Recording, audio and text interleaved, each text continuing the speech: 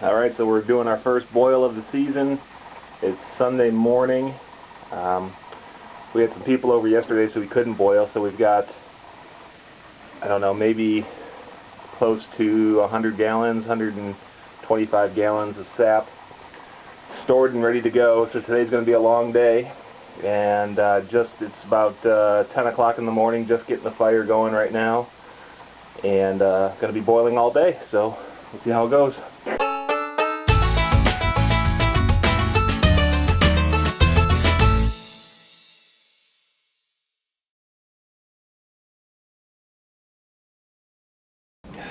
So in the last 2 days we've collected about 175 gallons of sap. We've got it in our header tank, which is just a 55-gallon drum that's elevated up above the evaporator, and we have two more 55-gallon tanks, and we have a couple other smaller barrels that we're storing it in right now, and we're frantically trying to boil it down because the temperatures have been in the 50s, and it looks like it's going to be in the 50s for the next couple days, and I'm worried about sap spoilage at this point. So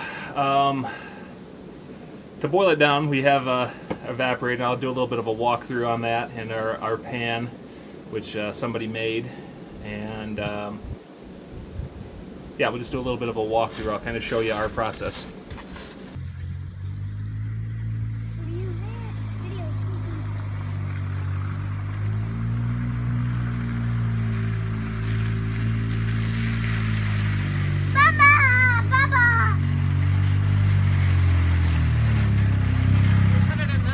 Yep.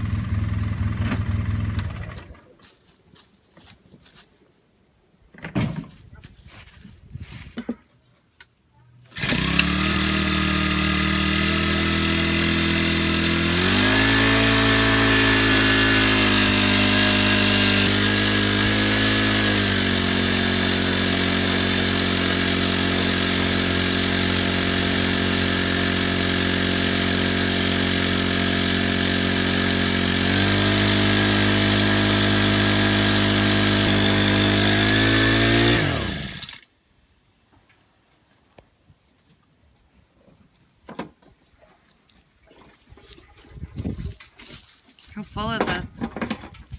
Up here. Our outlet is right there too, so. It's about as high as it can go. Daddy, Yep. But I lost my arm to shoot and check room. I was shooting it and I lost it. where'd it go? From the sugar shack room. Yeah, that's gone. We'll be able to get that one back. What did you lose? His arrow.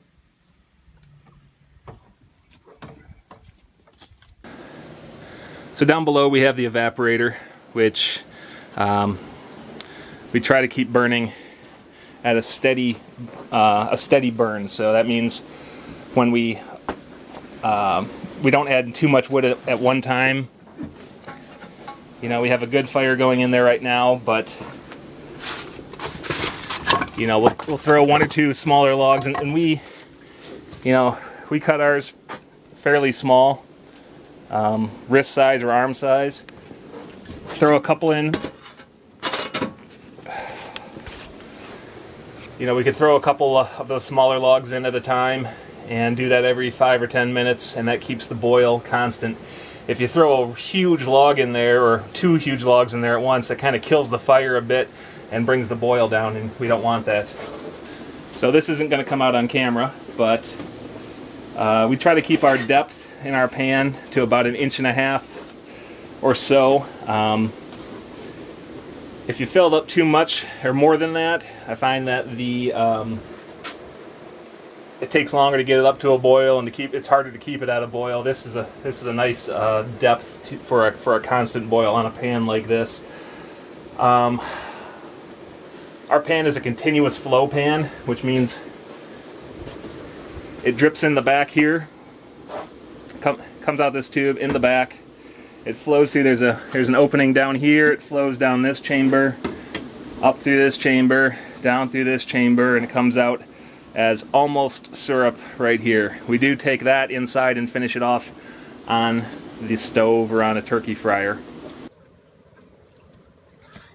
I was hot when I was right by it. So what we do, this valve here, we open it up a little bit.